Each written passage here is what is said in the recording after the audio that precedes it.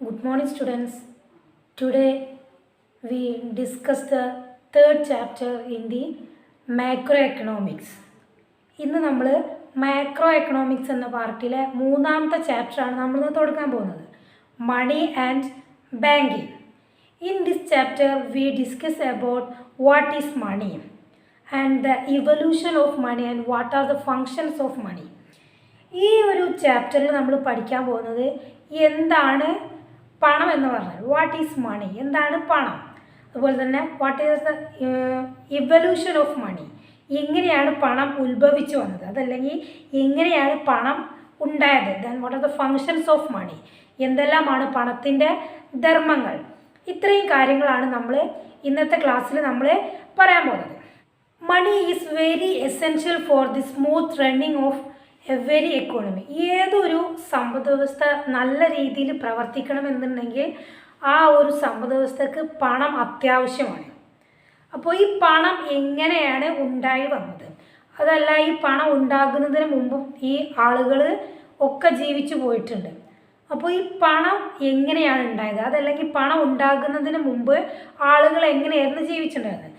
നമ്മൾ ചെറിയ ക്ലാസ്സിലൊക്കെ പഠിച്ചിട്ടുണ്ടായിരുന്നു, പണ്ട് കാലങ്ങളിലൊക്കെ ആളുകൾ സാധനങ്ങൾക്ക് പകരം സാധനങ്ങൾ കൈമാറ്റം ചെയ്യുന്ന ഒരു രീതിയായിരുന്നു ഫോളോ ചെയ്തിട്ടുണ്ടായിരുന്നത്. In the ancient time people exchange one commodity for another. ഒരു സാധനത്തിന് പകരം മറ്റൊരു സാധനം നൽകുക. For example, a cow is exchanged for paddy or vegetable. ഒരാളുടെ കയ്യിൽ മാർക്കറ്റിൽ ഒരുപാട് ആളുകളുണ്ടാവും, അതിലിപ്പോൾ ഒരാളുടെ കയ്യിലൊരു പശു ഉണ്ടാവും, അതുപോലെ തന്നെ മറ്റൊരാളുടെ കയ്യിൽ കുറച്ച് ധാന്യങ്ങളുണ്ടാവും, അരിയോ ഗോതമ്പോ അങ്ങനെ കുറച്ച് സാധനങ്ങളുണ്ടാവും. വേറൊരാളുടെ കയ്യിൽ കുറച്ച് വെജിറ്റബിൾസ് ഉണ്ടാവും, വേറൊരാളുടെ കയ്യിൽ കുറച്ച് ഫ്രൂട്ട്സ് ഉണ്ടാവും. അപ്പോൾ ഈ ഫ്രൂട്ട്സ് കയ്യിലുള്ള ആൾ അത് വിൽക്കാൻ വന്നതായിരിക്കും. അപ്പോൾ വേറെ ആളുടെ കയ്യിൽ പശു ഉണ്ട്. അപ്പോൾ ഈ പശു ഉള്ള ആൾക്ക് എന്ത് വേണം, ഫ്രൂട്ട്സ് വേണം. അപ്പോൾ അയാൾ എന്ത് ചെയ്യും, അയാളുടെ കയ്യിലുള്ള പശുവിനെ ഈ ഫ്രൂട്ട്സ് കയ്യിലുള്ള ആൾക്ക് കൊടുക്കും. പശുവിന് അങ്ങോട്ട് കൊടുത്തിട്ട് പകരം ഫ്രൂട്ട്സ് ഇയാൾ വാങ്ങും. ആ രീതിയിൽ goods are exchange for another goods or commodities are exchange for another commodities. In this system is called barter system. സാധനങ്ങൾക്ക് പകരം സാധനങ്ങൾ കൈമാറ്റം ചെയ്യുന്ന ആ ഒരു വ്യവസ്ഥിതിക്ക് പറയുന്ന പേരാണെന്ത്, barter system. Commodities are exchange for another commodity. It is called barter system. The barter system existed in several economies. The barter system existed in the economy is called consumer to consumer or commodity to commodity economy. അത്തരത്തിലുള്ള ഈ barter system നിലനിൽക്കുന്ന സമ്പദ് വ്യവസ്ഥകൾ നമുക്ക് C2C economy എന്ന് വിളിക്കാൻ പറ്റും. Consumer to consumer or commodity to commodity എന്ന്, അല്ലെങ്കിൽ ആ ഒരു രീതിയിൽ എക്സ്ചേഞ്ച് നടക്കുന്ന എക്കോണമിയെ നമ്മൾ C2C എക്കോണമി എന്നാണ് നമ്മൾ പറയാനുള്ളത്. പക്ഷേ ഈ ബാർട്ടർ സിസ്റ്റത്തിന് ഒരുപാട് പരിമിതികളുണ്ട്. Barter systems have several limitations. What are the limitations of barter system? Limitations of barter system, barter സിസ്റ്റത്തിൻ്റെ പരിമിതികളാണ് നമ്മൾ പറയാൻ പോകുന്നത്. First one, absence of double coincidence of wants. Barter സിസ്റ്റത്തിൽ ഈ രണ്ട് കൺസ്യൂമേഴ്സിൻ്റെയും ആവശ്യങ്ങൾ തൃപ്തിപ്പെടുത്താൻ കഴിയാതെ വരും. കാരണം ഈ സാധനങ്ങൾക്ക് പകരം സാധനങ്ങൾ കൈമാറ്റം ചെയ്യുന്ന ആ ഒരു രീതിയിൽ എന്ത് വേണം, രണ്ട് കൺസ്യൂമേഴ്സിനും തുല്യ സംതൃപ്തി വേണം. കാരണം ഒരാൾ കൊടുക്കുന്ന ഒരു വസ്തു വാങ്ങിക്കുമ്പോൾ മറ്റേ ആൾക്ക് തൃപ്തിയാവണമെന്നില്ല. കാരണം ഒരാളുടെ കയ്യിലുള്ളത് വലിയൊരു പശുവാണ്, അയാൾക്ക് ആവശ്യം എന്താണ്, അയാൾക്ക് കുറച്ച് വെജിറ്റബിൾസ് മാത്രമാണ് അയാൾക്ക് ആവശ്യം. അപ്പോൾ അയാൾ എന്ത് ചെയ്യും, അയാളുടെ കയ്യിലുള്ള ആകെയുള്ളത് ആ ഒരു പശുവാണ്, ആ പശുവിനെ മുഴുവനായിട്ട് കൊടുത്തിട്ട് അയാൾ കുറച്ച് പച്ചക്കറി വാങ്ങും.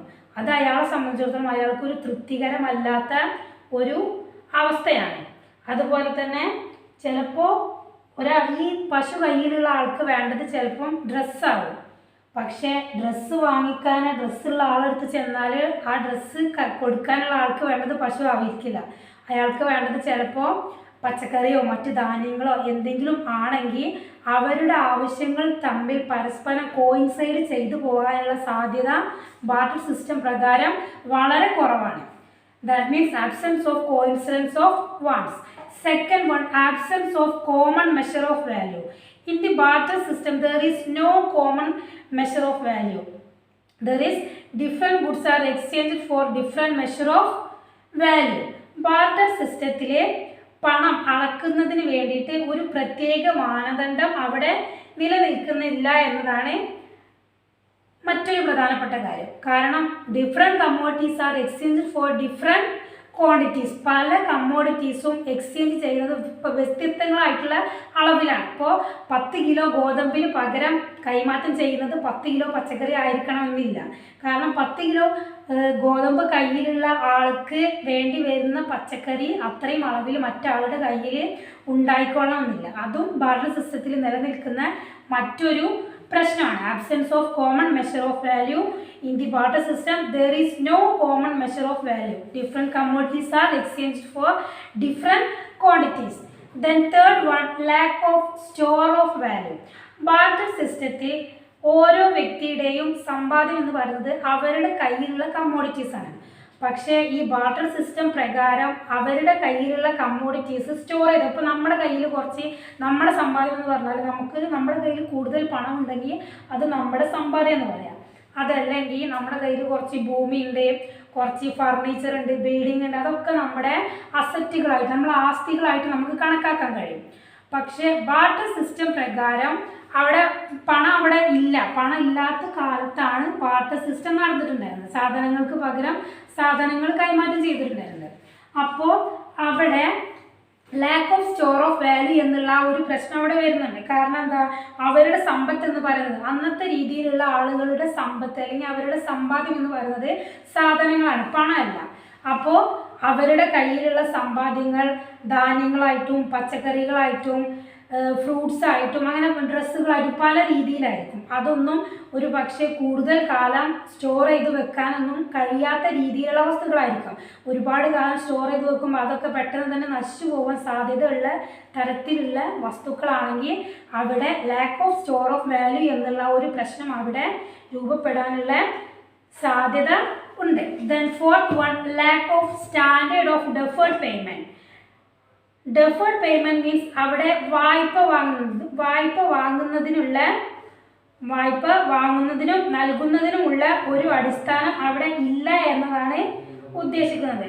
ഫോർ എക്സാമ്പിൾ, ഒരു പശു, ആ പശുവിനെ വിൽക്കാൻ വന്നിട്ടുള്ള ആള് അതിന് പകരമായിട്ട് അയാൾക്ക് പച്ചക്കറി ആവശ്യമുണ്ട്, അതുപോലെ തന്നെ കുറച്ച് ധാന്യങ്ങളും ആവശ്യമുണ്ട്. അയാൾ എന്ത് ചെയ്തു, ആ ധാന്യങ്ങൾ വാങ്ങിയിട്ട് പകരം അയാൾക്ക് പശുവിനെ കൊടുത്തു. പച്ചക്കറി വാങ്ങിയ ആൾക്ക് എന്ത് ചെയ്തു, അയാളോട് പറഞ്ഞു ഞാൻ അടുത്ത തവണ വരുമ്പോൾ തരാമെന്ന് പറഞ്ഞാൽ അത് അവിടെ നടക്കൂല. കാരണം എന്താ, അയാൾക്ക് ആ പച്ചക്കറി കൊടുത്തിട്ട് വേണം വേറെ സാധനം വാങ്ങാൻ വേണ്ടിയിട്ട്. അതുകൊണ്ട് തന്നെ പിന്നീട് തരാമെന്ന്, അല്ലെങ്കിൽ ഞാൻ പിന്നീട് തന്നോളാം എന്നുള്ള ആ ഒരു കടം പറയും, അല്ലെങ്കിൽ വായ്പ വാങ്ങുക എന്നുള്ള ആ ഒരു സിറ്റുവേഷൻ അവിടെ ഒരിക്കലും പോസിബിൾ ആവുകയില്ല. Lack of standard of deferred payment. Deferred പേയ്മെൻറ്റിന് അവിടെ യാതൊരു തരത്തിലുള്ള ചാൻസും ഇല്ല. Then problem of divisibility. പിന്നെ ഈ ബാർട്ടർ സിസ്റ്റത്തിൽ നിലനിൽക്കുന്ന മറ്റൊരു പ്രശ്നമാണ് എന്ത്, മറ്റൊരു ഡീമെറിറ്റ് ആണ് പ്രോബ്ലം ഓഫ് ഡിവിസിബിലിറ്റി. സാധനങ്ങളെ വിഭജനം ചെയ്യാൻ കഴിയില്ല, അല്ലെങ്കിൽ വിഭജനത്തിൻ്റെ പ്രശ്നം അവിടെ വരുന്നുണ്ട്. കാരണം 10 കിലോ അല്ലെങ്കിൽ ഒരു ചാക്ക് അരി ഒരാളുടെ കയ്യിലുണ്ട്. അയാൾക്ക് വേണ്ടത് പശുവിനെയാണ്, മാംസത്തിന് വേണ്ടിയിട്ടോ അല്ലെങ്കിൽ വളർത്താൻ വേണ്ടിയിട്ടോ ഒരു പശുവിനെയാണ്, പാലിന് വേണ്ടിയിട്ടൊക്കെ ഉപയോഗിക്കാൻ ഒരു പശുവിനെയാണ് ആവശ്യം എന്ന് വിചാരിക്കാം. അപ്പോൾ അയാൾ എന്ത് ചെയ്യും, പകുതി അരിക്ക്, ഒരു ചാക്കിൻ്റെ പകുതി അരി കൊടുത്താൽ പശുവിനെ തരുന്നതാണ്. പക്ഷെ പകുതി അരിക്ക് പകരം ഈ ചാക്കിലെ അരി പകുതിയാക്കുന്ന പോലെ നമുക്ക് പശുവിനെ പകുതിയാക്കാൻ കഴിയുമോ? ഇല്ല. അതുപോലെ പല വസ്തുക്കൾക്കും വിഭജന പ്രശ്നം അവിടെ വരുന്നുണ്ട്. അപ്പോൾ ഇത്രയും കാര്യങ്ങൾ, first one absence of coincidence of one, second one absence of common measure of value, lack of store of value, lack of standard of deferred payment, problem of divisibility. ഇത്രയും കാര്യങ്ങളാണ് ബാർട്ടർ സിസ്റ്റത്തിൻ്റെ പോരായ്മകളായിട്ട് എന്ന് പറയുന്നത്. ഈ 5 കാര്യങ്ങളാണ്. ഇത്തരത്തിലുള്ള ബാർട്ടർ സിസ്റ്റത്തിൻ്റെ പോരായ്മകൾ പരിഹരിക്കാൻ വേണ്ടിയിട്ട് അന്നത്തെ ആളുകൾ പുതിയ പരിഹാര മാർഗങ്ങൾ തേടി തുടങ്ങി. അതിൽ നിന്നാണ് പണം അല്ലെങ്കിൽ ഒരു മൊത്തത്തിലുള്ള ഒരു വാല്യൂ, ഒരു മൂല്യമാപനം, ഒരു മെഷർ ഓഫ് വാല്യൂ നമുക്ക് കണ്ടെത്തണം എന്നുള്ള ആ ഒരു തീരുമാനത്തിൻ്റെ അടിസ്ഥാനത്തിലാണ് പണം എന്ന് പറഞ്ഞ ആ ഒരു ബേസിക് കൺസെപ്റ്റിന് രൂപം നൽകാനുള്ള കാരണം. Then what is money? എന്താണ് പണം എന്ന് പറഞ്ഞാൽ? Different economist have give different definitions to money. പല തരത്തിലുള്ള സാമ്പത്തിക ശാസ്ത്രജ്ഞർ പണത്തിന് പല തരത്തിലുള്ള ഡെഫിനിഷൻസ് കൊടുത്തിട്ടുണ്ട്. According to the legal definition, money is anything generally accepted. Robertson defines money as anything is commonly accepted in payment for goods or in discharge of other kinds of obligations. Robertson എന്ന് പറയുന്ന സാമ്പത്തിക ശാസ്ത്രജ്ഞൻ്റെ അഭിപ്രായത്തിൽ സാധനങ്ങൾക്ക് പകരമായിട്ടോ മറ്റു വിധത്തിലുള്ള സാധ്യതകൾക്കായിട്ടോ പൊതുവിൽ സ്വീകരിക്കപ്പെടുന്ന എന്തുമാകാം പണം. മറ്റൊരു തരത്തിൽ പറഞ്ഞാൽ money is what money does. പണം എന്താണോ ചെയ്യുന്നത് അതാണ് പണം. മണി എന്നതിൻ്റെ ഡെഫിനിഷനാണ് നമ്മൾ പറഞ്ഞത്, അല്ലെങ്കിൽ പണം എന്താണോ അതിൻ്റെ നിർവചനങ്ങളാണ് നമ്മളിപ്പോൾ പറഞ്ഞത്. സാധനങ്ങൾക്ക് പകരമായിട്ടോ മറ്റു വിധത്തിലുള്ള സാധ്യതകൾക്കായിട്ടോ പൊതുവിൽ സ്വീകരിക്കപ്പെടുന്ന എന്തുമാകാം പണം. അത് കറൻസി ആകാം, കോയിനാകാം, ചെക്കാവാം, ഡെബിറ്റ് കാർഡാവാം, ക്രെഡിറ്റ് കാർഡാവാം. എന്ത് രീതിയിലുള്ളതാണോ സാധനങ്ങൾക്ക് പകരമായിട്ടോ അതല്ലെങ്കിൽ മറ്റു വിധത്തിലുള്ള സേവനങ്ങൾക്കോ സാധ്യതകൾക്കോ പകരമായിട്ട് പൊതുവായിട്ട് സ്വീകരിക്കപ്പെടുന്ന എന്താണോ അതിനെയാണ് നമ്മൾ എന്ത് പറയുന്നത്? പണം എന്ന് പറയുന്നത്. ഏറ്റവും സിമ്പിളായിട്ട് പറഞ്ഞാൽ money is what money does. പണം എന്താണോ ചെയ്യുന്നത് അതാണ് പണം. ഒരാൾ ജോലി ചെയ്യുന്നതിന് പകരമായിട്ട് നൽകുന്നതാണോ അതാണ് പണം. അതല്ലെങ്കിൽ സാധനങ്ങൾ വാങ്ങിക്കുന്നതിന് പകരമായിട്ട് നൽകുന്നതാണോ അതാണ് പണം. Then what are the functions of money? എന്തെല്ലാമാണ് പണത്തിൻ്റെ ധർമ്മങ്ങൾ എന്ന് പറയുന്നത്? The functions of money can be broadly classified into two head primary functions and secondary functions. പണത്തിൻ്റെ ധർമ്മങ്ങൾ നമ്മൾ പ്രൈമറി ഫങ്ഷൻസ് എന്നും സെക്കൻഡറി ഫങ്ഷൻസ് എന്നും ക്ലാസിഫൈ ചെയ്തിട്ടുണ്ട്. പ്രൈമറി ഫങ്ഷൻസ് രണ്ടെണ്ണമാണ്.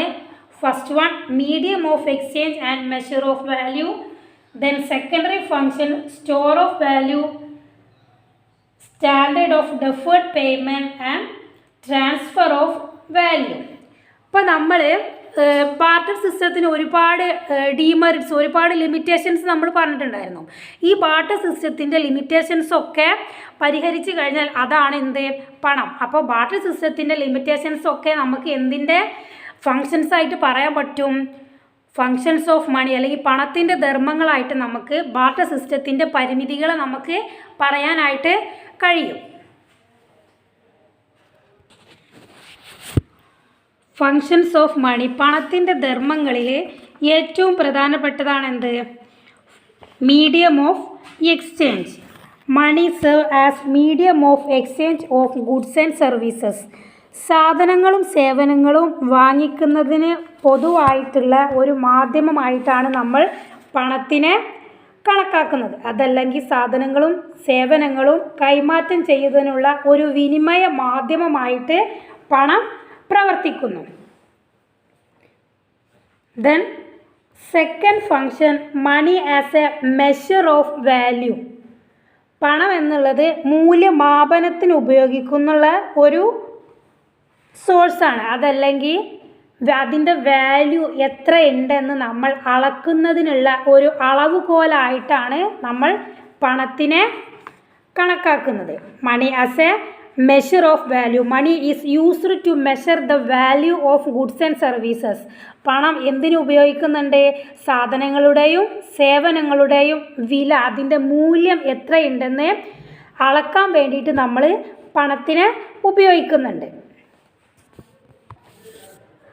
When the value of goods and services is expressed in the form of money is called price. ഇപ്പോൾ നമ്മൾ സാധനങ്ങളുടെയും സേവനങ്ങളുടെയും ഒക്കെ മൂല്യം അളക്കുന്നതിന് വേണ്ടിയിട്ട് പണം ഉപയോഗിക്കുന്നുണ്ടെന്ന് പറഞ്ഞു. ഏത് രൂപത്തിലാണ് നമ്മൾ ഉപയോഗിക്കുന്നത്? അതിൻ്റെ പ്രൈസ്, അതിൻ്റെ വില എന്ന രൂപത്തിലാണ് നമ്മൾ money as a measure of value എന്ന് പറയുന്ന ആ ഒരു ഫംഗ്ഷൻ നമ്മൾ ഉപയോഗിക്കുന്നത്, അല്ലെങ്കിൽ ആ സാധനങ്ങളുടെയും സേവനങ്ങളുടെയും ഒക്കെ മൂല്യം നമ്മൾ അതിൻ്റെ വില എന്നുള്ള ആ ഒരു ടേമിലാണ് നമ്മൾ അളക്കുന്നത്. Then the third function is money as a store of value. പണത്തിന് നമുക്ക് സൂക്ഷിക്കാൻ പറ്റും, അതല്ലെങ്കിൽ സ്റ്റോർ ചെയ്ത് വെക്കാൻ പറ്റും. All goods cannot be preserved for long time. Some commodities are perish and some commodities are not perish. Perished ഗുഡ്സും unperished ഗുഡ്സും തമ്മിലുള്ള വ്യത്യാസം എന്താ? പെരിഷബിൾ ഗുഡ്സ് എന്ന് പറഞ്ഞാൽ പെട്ടെന്ന് നശിച്ചു പോകുന്നത്. അൺപെരിഷബിൾ ഗുഡ്സ് എന്ന് പറഞ്ഞാലോ ഒരുപാട് കാലം കേടുപാടുകളൊന്നും കൂടാതെ നമുക്ക് സൂക്ഷിക്കാൻ കഴിയുന്ന വസ്തുക്കൾ. അപ്പോൾ we can store well in the form of money. So money becomes an asset. It's also store of a value. The currency note and the demand deposit in bank are example for store of value. അപ്പോൾ നമ്മൾ പണത്തെ store of value അല്ലെങ്കിൽ പണത്തിന് നമ്മൾ store ചെയ്ത് വെക്കുന്നുണ്ടെന്ന് പറഞ്ഞു. അത് ഏതെല്ലാം രൂപത്തിലായിരിക്കും നമ്മൾ പണത്തിന് സ്റ്റോർ ചെയ്ത് വെക്കുക? നമ്മുടെ കയ്യിലുള്ള കറൻസി, കോയിൻസ്, ബാങ്കുകളിലുള്ള ഡിമാൻഡ് ഡെപ്പോസിറ്റുകൾ, ചെക്ക്, ഡ്രാഫ്റ്റ്, ഇതൊക്കെ നമ്മളുടെ money as a store of value അല്ലെങ്കിൽ നമ്മൾ പണം സ്റ്റോർ ചെയ്ത് വെക്കുന്നതിനുള്ള വിവിധ ഉദാഹരണങ്ങളാണ് currency in our hand, demand deposit in bank. ബാങ്കിലുള്ള ഡിമാൻഡ് ഡെപ്പോസിറ്റുകളും നമ്മുടെ കയ്യിലുള്ള കറൻസികളായിട്ടും കോയിൻസുകളായിട്ടുള്ള പണമൊക്കെ പണത്തിൻ്റെ സ്റ്റോർ ഓഫ് വാല്യൂ എന്നുള്ള ഒരു ഫംഗ്ഷന് ഉദാഹരണമാണ്. പണത്തെ നമുക്ക് ഒരുപാട് കാലം നമ്മുടെ സമ്പത്തായിട്ട് പല രീതിയിലും നമുക്ക് സൂക്ഷിക്കാൻ, നമ്മുടെ അസറ്റായിട്ട് സൂക്ഷിക്കുക, നമ്മുടെ കയ്യിലുള്ള ക്യാഷായിട്ട് സൂക്ഷിക്കുക, ബാങ്കിലുള്ള ഡെപ്പോസിറ്റുകളായിട്ടൊക്കെ പണത്തെ നമുക്ക് സ്റ്റോർ ചെയ്യാൻ കഴിയും. Then fourth function is standard of deferred payment. നാലാമത്തെ ഫംഗ്ഷനാണ് എന്ത്? Standard of deferred payment. അഥവാ വായ്പ വാങ്ങാനുള്ള അല്ലെങ്കിൽ കടം കൊടുക്കാനുള്ള അളവുകൾക്ക് ഒരു മാനദണ്ഡമായിട്ട് നമ്മൾ പണത്തെ കണക്കാക്കും. Money facilitate lending and borrowing. When borrowed money is return, pay back is possible without losing its value. എല്ലാ പണത്തിൻ്റെ രൂപത്തിൽ കടം കൊടുക്കുന്നതിനും വാങ്ങുന്നതിനും നമുക്ക് കഴിയുന്നുണ്ട്. കാരണം എന്താ? കടം വാങ്ങിയ പണം തിരിച്ചു കൊടുക്കുമ്പോൾ മൂല്യം കുറയാതെ അതേ പണം തന്നെ നമുക്ക് തിരിച്ചു കൊടുക്കാൻ സാധിക്കും. ഒരാളുടെ കയ്യിൽ നിന്ന് നമ്മൾ 1000 രൂപ വാങ്ങിയിട്ടുണ്ടെങ്കിൽ ഒരു മാസം കഴിഞ്ഞിട്ടോ ഒരാഴ്ച കഴിഞ്ഞിട്ടൊക്കെ അയാൾക്ക് അതേ 1000 രൂപ തിരിച്ചു കൊടുക്കാൻ നമുക്ക് കഴിയുന്നുണ്ട്. എന്നാൽ ബാർട്ടർ സമ്പ്രദായത്തിലാണെങ്കിലോ സാധനങ്ങളുടെ മൂല്യത്തിൽ ഏറ്റക്കുറച്ചിലുകൾ വരാനുള്ള സാധ്യതയുണ്ട്. കാരണം എന്താ? ഭാവിയിലുള്ള കടം കൊടുക്കാനുള്ള ആളുകളും വാങ്ങുന്ന ആളുകളും തമ്മിൽ പല പ്രശ്നങ്ങളും ഉണ്ടാകും ബാർട്ടർ സിസ്റ്റം ആകുമ്പോൾ. പക്ഷേ പണത്തിൻ്റെ കാര്യത്തിൽ അത്തരത്തിലുള്ള യാതൊരു പ്രശ്നങ്ങളും ഉണ്ടാകുന്നില്ല. Money as a standard of deferred payment. Deferred പേയ്മെൻറ്റിനുള്ള ഒരു സ്റ്റാൻഡേർഡ് മീഡിയമായിട്ട് നമ്മൾ പണത്തെ നമ്മൾ ഉപയോഗിക്കുന്നു. Then next function is transfer of value. Money as a transfer of value. Transfer of value is another function of money. Goods or wealth or person can be transferred to another in the form of money. ഒരു വ്യക്തിയുടെ പേരിലുള്ള സാധനമോ സ്വത്തോ മറ്റൊരു വ്യക്തിയിലേക്ക് പണത്തിൻ്റെ രൂപത്തിലോ അല്ലെങ്കിൽ സ്വത്തിൻ്റെ രൂപത്തിലോ നമുക്ക് മാറ്റാൻ കഴിയും. അതുപോലെ തന്നെ ഒരു സ്ഥലത്ത് നിന്നും മറ്റൊരു സ്ഥലത്തേക്ക് മാറ്റാനും പണം കഴിയും. ഇപ്പോൾ നമ്മുടെ കയ്യിൽ, എൻ്റെ കയ്യിൽ ഇപ്പോൾ ഒരു 1000 രൂപ ഉണ്ടെന്നുണ്ടെങ്കിൽ ആ 1000 രൂപ നമുക്ക് അല്ലെങ്കിൽ ഞാൻ അറിയുന്ന ഒരാൾക്ക് ആ 1000 രൂപ കൈമാറ്റം ചെയ്യാൻ കഴിയും. അതുപോലെ തന്നെ അതല്ലെങ്കിൽ എൻ്റെ കയ്യിൽ ഒരു 1,00,000 രൂപയുടെ ഭൂമി അതല്ലെങ്കിൽ എന്തെങ്കിലും ഒരു വസ്തു ഉണ്ട് എന്നുണ്ടെങ്കിൽ അത് മറ്റൊരു വ്യക്തിയുടെ പേരിലേക്ക് മാറ്റാം. ഒരു വ്യക്തിയുടെ പേരിൽ നിന്നും മറ്റൊരു വ്യക്തിയുടെ പേരിലേക്ക് മാറ്റാനും അതുപോലെ തന്നെ ഒരു വ്യക്തിയുടെ കയ്യിലുള്ള പണം മറ്റൊരു വ്യക്തിയുടെ കയ്യിലേക്ക് മാറ്റാനും കഴിയും. പണം ഒരു സ്ഥലത്ത് നിന്നും മറ്റൊരു സ്ഥലത്തേക്ക് ട്രാൻസ്ഫർ ചെയ്യാനായിട്ട് കഴിയും. Next we learn about demand for money. പണത്തിൻ്റെ ഡിമാൻഡ് അതല്ലെങ്കിൽ പണത്തിൻ്റെ ചോദനം എന്താണെന്നാണ് നമുക്ക് അടുത്തതായിട്ട് നോക്കാനുള്ളത്. Demand for money is the desire of a person to hold money in hand is called demand for money. പണം കൈവശം വെക്കാനുള്ള ഒരു വ്യക്തിയുടെ ആഗ്രഹത്തെയാണ് പണത്തിനുള്ള ഡിമാൻഡ് എന്ന് പറഞ്ഞത്. വളരെ സിമ്പിളായി പറഞ്ഞാൽ പണം കൈവശം വെക്കാനുള്ള ഒരു വ്യക്തിയുടെ ആഗ്രഹത്തെയാണ് പണത്തിൻ്റെ ഡിമാൻഡ് എന്ന് പറയുന്നത്. The desire of a person to hold money in hand is called demand for money. അപ്പോൾ എന്തുകൊണ്ടായിരിക്കും ഈ പണത്തിന് ഇങ്ങനെ ഡിമാൻഡ് ഉണ്ടാവാനുള്ള കാരണം? അതല്ലെങ്കിൽ പണത്തിൻ്റെ ഡിമാൻഡ് എന്ന് പറയുന്നത് എന്തായിരുന്നു? പണം കൈവശം വെക്കാനുള്ള ഒരു വ്യക്തിയുടെ ആഗ്രഹത്തെയാണ് നമ്മൾ ഡിമാൻഡ് ഫോർ മണി എന്ന് പറയുന്നത്. അപ്പോൾ എന്തുകൊണ്ടായിരിക്കും പണത്തിന് ഇങ്ങനെ ഡിമാൻഡ് വരാനുള്ള കാരണം ഈ പണം എന്ന് പറയുന്നത്, മണി ഈസ് ആൻ അസറ്റ്. പണം എന്ന് പറയുന്നത് നമ്മുടെ ഒരു ലിക്വിഡ് അസറ്റാണ്. എപ്പോൾ വേണമെങ്കിലും കൈമാറ്റം ചെയ്യാൻ കഴിയുന്ന തരത്തിലുള്ള ഒരു അസറ്റാണ് എന്ത്? പണം. ഇത് എല്ലാവർക്കും ആക്സെപ്റ്റബിൾ ആയിട്ടുള്ള ഒരു അസറ്റാണ്. ഈ പണം എന്ന് പറയുന്നത് വളരെ പെട്ടെന്ന് തന്നെ സാധനങ്ങളായിട്ടോ സേവനങ്ങളായിട്ടോ ഒക്കെ ആക്കി മാറ്റാനായിട്ട് നമുക്ക് കഴിയും. അതുപോലെ തന്നെ ലോകത്തിൻ്റെ ഏത് ഭാഗത്ത് ചെന്നാലും ഈ പണത്തിന് എന്തുണ്ട്? സ്വീകാര്യതയുണ്ട്. The demand for money is also known as liquidity preference of money. So the people's desire to keep money with them is called liquidity preference. പണം കൈവശം വെക്കാനുള്ള ജനങ്ങളുടെ ആഗ്രഹത്തെയാണ് നമ്മൾ ലിക്വിഡിറ്റി പ്രിഫറൻസ് അഥവാ ഡിമാൻഡ് ഫോർ മണി എന്ന് പറയുന്നത്. The desire of the people to hold money can be generally classified into 3 motives. പണം കൈവശം വെക്കാനുള്ള ജനങ്ങളുടെ ആഗ്രഹത്തെ നമ്മൾ പൊതുവെ 3 പ്രേരകങ്ങളായിട്ട് 3 മോട്ടീവ്സുകളായിട്ട് നമ്മൾ ക്ലാസിഫൈ ചെയ്തിട്ടുണ്ട്. First one transaction motive, second one precautionary motive and third one speculative motive.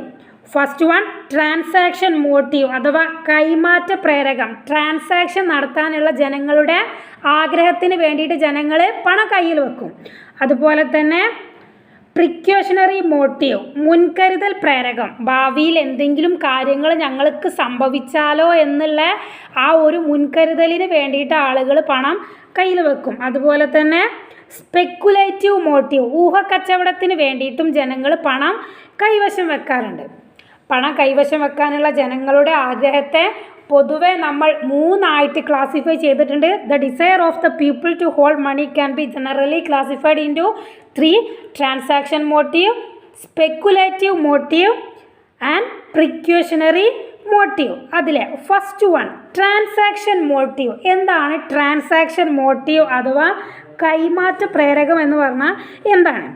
People have to hold money to fulfill their needs. They hold money in this way with the aim of meeting their daily transactions. ഒരുപാട് ആളുകൾ അവരുടെ ദൈനംദിന ആവശ്യങ്ങൾ നിറവേറ്റാൻ വേണ്ടിയിട്ട് എന്തുണ്ട്? പണം ഉപയോഗിക്കാറുണ്ട്. അതുകൊണ്ട് തന്നെ ആ ജനങ്ങളുടെ ദൈനംദിന ഇടപാടുകൾ നടത്തുക എന്ന ആവശ്യത്തിന് വേണ്ടിയിട്ട് ജനങ്ങൾ പണം കൈവശം വെക്കാനുള്ള ആ ഒരു ആഗ്രഹത്തെയാണ് നമ്മൾ ട്രാൻസാക്ഷൻ മോട്ടീവ് അഥവാ കൈമാറ്റ പ്രേരകം എന്ന് പറയുന്നത്. ഓരോ വ്യക്തിക്കും ഓരോ ദിവസവും എന്തുണ്ടാവും?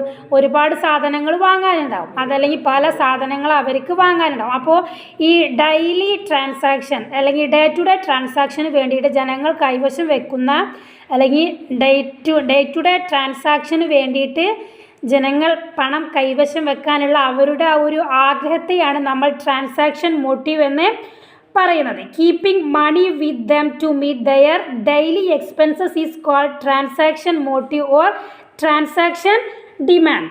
ദൈനംദിന ഇടപാടുകൾ നടത്തുക എന്ന ആവശ്യത്തിന് വേണ്ടിയിട്ട് ജനങ്ങൾ പണം കൈവശം വെക്കാനുള്ള അവരുടെ ആഗ്രഹത്തെയാണ് ട്രാൻസാക്ഷൻ മോട്ടീവ് എന്ന് പറയുന്നത്. Keeping money with them to meet their daily expenses is called transaction motive. Then the second motive of money is called precautionary motive of money. People hold money for meeting unexpected contingencies of life. This demand for money is a precaution against uncertainties of life or unexpected events of the life. This is known as precautionary motive. അത്യാവശ്യ ഘട്ടങ്ങളിൽ ഉപയോഗിക്കാൻ വേണ്ടിയിട്ട് ഒരു വ്യക്തി മുൻകരുതലുകൾക്കായിട്ട് ഉപയോഗിക്കാൻ വേണ്ടിയിട്ട് പണം കയ്യിൽ വെക്കാനുള്ള അയാളുടെ ആഗ്രഹത്തെയാണ് നമ്മൾ പ്രിക്കോഷണറി മോട്ടീവ് എന്ന് പറയുന്നത്. ഭാവിയിൽ എന്തെങ്കിലും അൺഎക്സ്പെക്റ്റഡ് എമർജൻസീസ് വരികയാണെങ്കിൽ വല്ല അപകടങ്ങളോ മറ്റ് അത്യാവശ്യങ്ങളോ വരുമായിരിക്കാം എന്നുള്ള ആ ഒരു മുൻകരുതലിന് വേണ്ടിയിട്ട് കുറച്ച് പണം കയ്യിൽ സൂക്ഷിച്ച് വെക്കാനുള്ള ജനങ്ങളുടെ താല്പര്യത്തെ അതിനെയാണ് നമ്മൾ പ്രിക്കോഷണറി മോട്ടീവ് എന്ന് പറയുന്നത്. ട്രാൻസാക്ഷൻ മോട്ടീവ് എന്ന് പറഞ്ഞാൽ ജനങ്ങൾ അവരുടെ ദൈനംദിന ആവശ്യങ്ങൾ നിറവേറ്റാൻ വേണ്ടിയിട്ട് പണം കയ്യിൽ വെക്കാനുള്ള ആഗ്രഹത്തെയാണെങ്കിൽ അതിന് നമ്മൾ ട്രാൻസാക്ഷൻ മോട്ടീവ് എന്നും, ഭാവിയിൽ മുൻകൂട്ടി കാര്യങ്ങൾ കണ്ടുകൊണ്ട് ഭാവിയിൽ എന്തെങ്കിലും അത്യാവശ്യം വന്നാലോ എന്ന് കരുതിയിട്ട് പണം സ്റ്റോർ ചെയ്ത് വെക്കുകയാണെങ്കിൽ അതിന് നമ്മൾ പ്രിക്കോഷണറി മോട്ടീവ് എന്നും പറയും. Precautionary motive means people hold money for meeting unexpected emergencies of life. ജീവിതത്തിൽ എന്തെങ്കിലും അപ്രതീക്ഷിതമായിട്ട് എന്തെങ്കിലും അത്യാവശ്യങ്ങളോ ബുദ്ധിമുട്ടോ വരികയാണെന്നുള്ള ആ ഒരു തോന്നലിൽ ജനങ്ങൾ പണം സൂക്ഷിച്ച് വെക്കുകയാണെങ്കിൽ അതിനെ നമ്മൾ പ്രിക്കോഷണറി മോട്ടീവ് എന്ന് പറയും. Then last one speculative motive. Speculative മോട്ടീവിൽ പറയുന്നത് speculative demand for money is the desire of people or institution to hold money in their hands for speculative purpose. ഊഹക്കച്ചവടത്തിന് വേണ്ടിയിട്ട് ജനങ്ങൾ പണം കൈവശം വെക്കുകയാണെങ്കിൽ അതിനെയാണ് നമ്മൾ സ്പെക്കുലേറ്റീവ് മോട്ടീവ് എന്ന് പറയുന്നത്. എല്ലാ ആളുകളും കാലാകാലം സ്വത്ത് കൈവശം വെക്കാൻ ആഗ്രഹിക്കുന്നുണ്ടാകും. കാരണം ജനങ്ങൾ ഒന്നുകിൽ എന്ത് ചെയ്യും, അവരുടെ കയ്യിലുള്ള പണം ഒരു നിശ്ചിത പലിശ നിരക്കിൽ ബാങ്കിൽ നിക്ഷേപിക്കും. അതല്ലെങ്കിലോ അവർക്ക് റിട്ടേൺ കിട്ടുന്ന പല ഷെയറുകളിലും അവർ നിക്ഷേപിക്കും.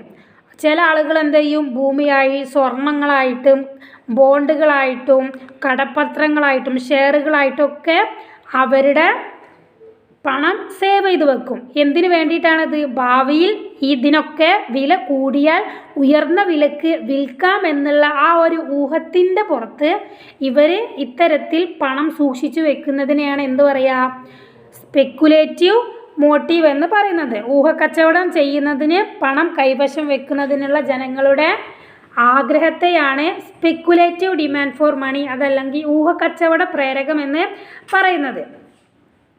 ഇപ്പോൾ ഒരാളുടെ കയ്യിൽ ഭൂമി ഉണ്ടാവും, സ്വർണ്ണം ഉണ്ടാവും, പലതരത്തിലുള്ള ഷെയറുകൾ ഉണ്ടാവും, പലതരത്തിലുള്ള സാധനങ്ങൾ മെഷീനറീസ് ആയിട്ടുണ്ടാവും. അത്തരത്തിലുള്ള അസറ്റുകളെ എല്ലാം ഒരുമിച്ച് നമ്മൾ പറയുന്ന പേരാണെന്ത്, ബോണ്ട് എന്ന് പറയും.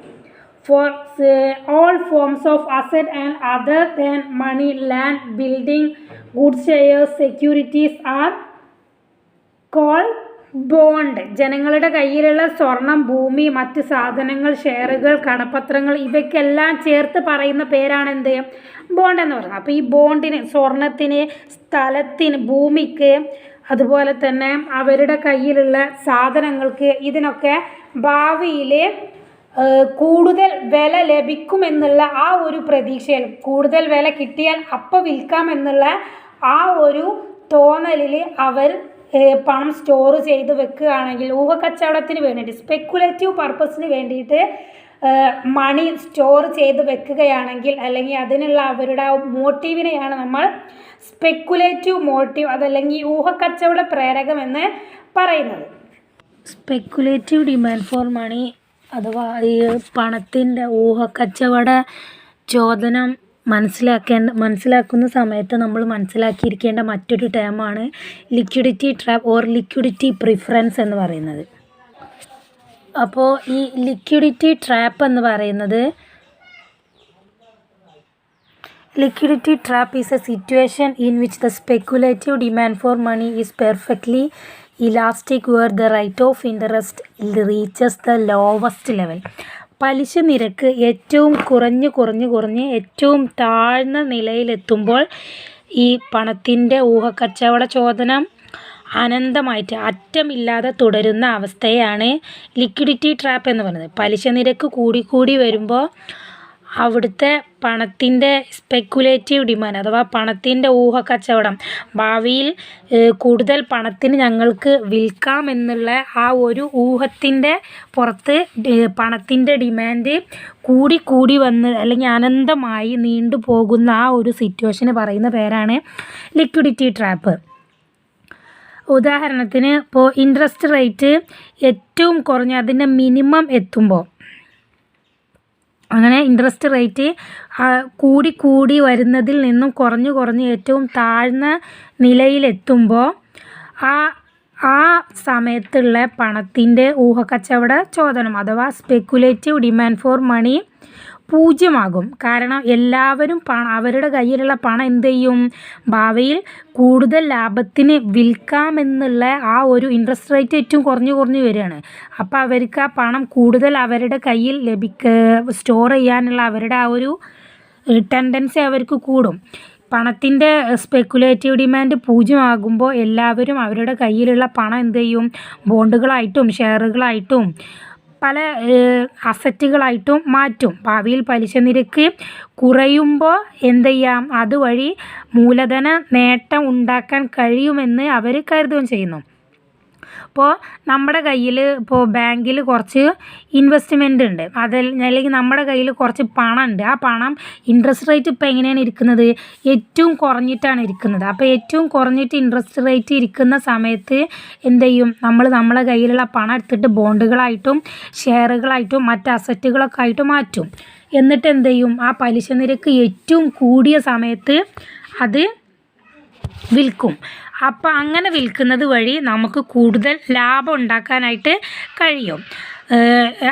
എന്ന ഇൻട്രസ്റ്റ് റേറ്റിന് നമ്മൾ R എന്നാണ് സൂചിപ്പിക്കുന്നത്. അതുപോലെ തന്നെ MS എന്നുള്ളത് speculative demand for money, MT എന്നുള്ളത് transaction demand for money, MP എന്നുള്ളത് പ്രിക്യോഷണറി ഡിമാൻഡ് ഫോർ മണി. ഇങ്ങനെയാണ് ഈ 3 സ്റ്റേജുകളെ സൂചിപ്പിക്കുന്നത്: transaction demand for money, precautionary demand for money and speculative demand for money. Liquidity trap means it is a situation in which the speculative demand for money is perfectly elastic where the rate of interest reaches the lowest level. പലിശ നിരക്ക് കുറഞ്ഞ് ഏറ്റവും താഴ്ന്നിരിക്കുമ്പോൾ പണത്തിൻ്റെ speculative demand for മണി അഥവാ പണത്തിൻ്റെ ഊഹക്കച്ചവട demand അനന്തമാകുന്ന അവസ്ഥയാണ് liquidity trap എന്ന് പറയുന്നത്. ഈ ഗ്രാഫ് ശ്രദ്ധിക്കുക എല്ലാവരും. ഈ ഗ്രാഫിൽ R എന്ന് സൂചിപ്പിക്കുന്നത് ഇൻട്രസ്റ്റ് റേറ്റിനെയാണ്. അപ്പോൾ ആ ഗ്രാഫിൻ്റെ മുകൾ ഭാഗത്തുള്ളതിനെ R മാക്സ് എന്നും താഴ്ഭാഗത്തുള്ള ആറിനെ R മിൻ എന്ന് എഴുതിയിട്ടുണ്ട്. അപ്പോൾ R മാക്സ് എന്ന് പറഞ്ഞാൽ അത് R maximum, interest rate maximum ആകുന്ന സമയമാണെന്ത്, R മാക്സ് എന്ന് പറഞ്ഞാൽ ആ മുകളിലത്തെ ഭാഗം. R മിൻ എന്ന് പറഞ്ഞാലോ ഇൻട്രസ്റ്റ് റേറ്റ് ഏറ്റവും കുറഞ്ഞ് മിനിമം ആകുന്ന സമയമാണ് R മിൻ എന്ന് പറയുന്നത്. അപ്പോൾ ഈ ഗ്രാഫിൽ ആ മുകളിലെ മാക്സിമത്തിൽ നിന്നും ഇൻട്രസ്റ്റ് റേറ്റ് കുറഞ്ഞ് ഏറ്റവും താഴ്ന്ന നിലയിലെത്തുമ്പോൾ അവിടുത്തെ ലിക്വിഡിറ്റി ട്രാപ്പ് അഥവാ പണത്തിൻ്റെ ഡിമാൻഡ് ഫോർ മണി എന്താണ് ചെയ്യുന്നത്, അവിടെ സ്പെക്കുലേറ്റീവ് ഡിമാൻഡ് ഫോർ മണി എന്നത് സൂചിപ്പിക്കുന്നത് MDS എന്നുള്ള ആ ഒരു ലെറ്ററാണ് MDS അഥവാ സ്പെക്കുലേറ്റീവ് ഡിമാൻഡ് ഫോർ മണി എന്നതിനെ സൂചിപ്പിക്കുന്നത്. അപ്പോൾ ഇൻട്രസ്റ്റ് റേറ്റ് കുറഞ്ഞ് വരുന്തോറും സ്പെക്കുലേറ്റീവ് ഡിമാൻഡ് കൂടി വരുന്ന ഈ ഒരു സാഹചര്യത്തിനെയാണ് നമ്മൾ സ്പെക്കുലേറ്റീവ് ഡിമാൻഡ് ഫോർ മണി എന്ന് പറയുന്നത്.